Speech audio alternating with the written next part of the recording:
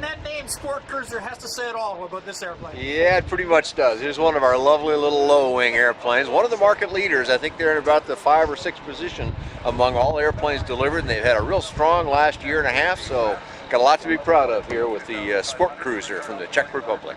And most of the stuff in the Czech Republic you think of composite. This is an all-metal airplane. This is an all-metal airplane. You can tell by its rivets. Look down the wing here, line of rivets. All metal construction, and they really have this down. I mean, nice smooth patterns to it, a nice shape to the way the canopy flows back to the tail. Just a very pretty airplane, but also one that flies real well, and here's an example that proves that. This airplane's got, we're told, 600 hours on it. They call it their workhorse. Doesn't look like an airplane that's been used and abused to me, but indeed, this has got some time on it. Now, what would they be powering this with? Well, once again, we go back to our good old friend, the Rotax 912. Tight, nice in this nice tight cowling they've got here, 3-blade composite prop on it. Gives this airplane some very nice performance. It cruises right up near the top of the speed range for the LSA category at about 112, 115 knots. Fuel in this airplane is carried out in the wings. Once again, one of these very nice little locking pin connectors here to make it very easy. I won't open it today for them. But you got 15 gallons per side. That's a total of 30 gallons. In this airplane, that translates to at least 6 hours of flying time. More than I want to spend inside, but that'll get you across the country pretty well. Now, how do they handle the steering on this airplane, Dan? Well, this one does not use a nose wheel steering. As you can see down here, this is a castering nose wheel, so you'll be using toe brakes in order to make your movements around the airport. And if you look down here a little bit further with your camera, you'll see that it's got a fuel drain right down there, an easy to get to spot. Always a good thing to check before on your pre-flight, of course. They make it a little easier to do so. Entry to the airplane is pretty straightforward, like it is on a lot of low-wing airplanes. They give you a nice step right down here, and you've got a good sturdy part of the fuselage right here to give you a little hand-up assistance. Step over the flap, of course, but then up onto the wing. And entry from there is pretty straightforward, just hopping in the cockpit from here. Hey, Dan, this got a nice feel to it when you get in there. I was just going to say, you might have to wake me up. I might fall asleep in this seat here.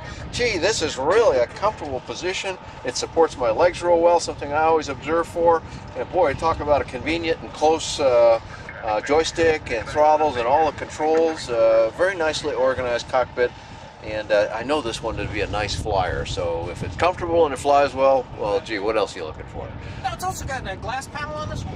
Yeah, look at this setup here. The dual Dynon screens that we see in so many of these airplanes, and here one of the newest entries to the game is the Garmin 696 GPS unit, and more than that too, but wow, right here it's like you've got one tachometer and an analog gauge, and other than that, there is no analog gauges in this airplane. And for some people, this is just what they're looking for, and a lot of information presented.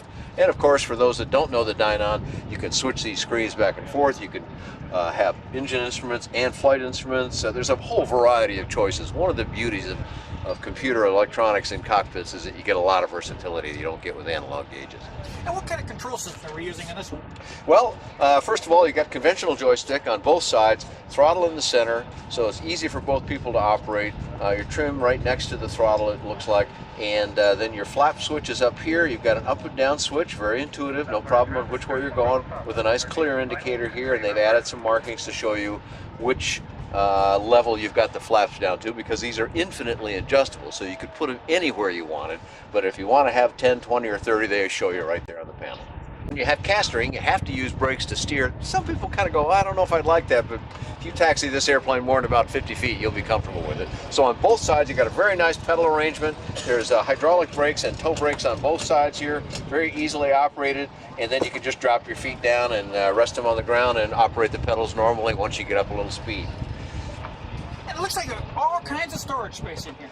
Yeah, this airplane, it doesn't look like it when you just look right here. It's not so obvious. Now, you do have some map pockets down here, but as you looked in the back there with your camera, you saw a luggage area right behind and a hat rack after that. And given the width of this airplane and how big that is back there, you could probably have to watch how much you put there. The capacity is great, but that's not all. There's another nice little trick here. If you look over my shoulder outside the airplane, now, of course, this isn't accessible in flight, but look at this storage capacity you've got in here. If you can see over my hand, I'll move my hand here for a second. We got a little wind blowing today, but lots of room in there. That's 40 pounds of stuff per side, and right on CG. So the loading is not going to be so critical as to where you put it.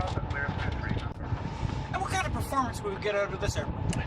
The Sportcruiser is one of our speedier airplanes. It's got, as you can tell, nice smooth lines from the exterior, and this thing will cruise with its Rotax 912 100 horsepower engine that pulls it through the sky behind a 3-blade prop in the 112, 115 knot cruise range. Scoots right along. And what will we cross the numbers at?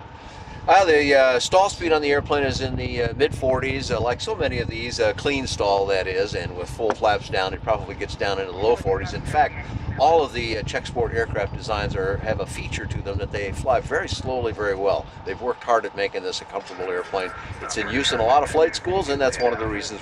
And have you done a flight report on this one, Dan? I have gotten to fly the Sportcruiser, and I do have that report on my website, which is bydanjohnson.com or bydanjohnson.com.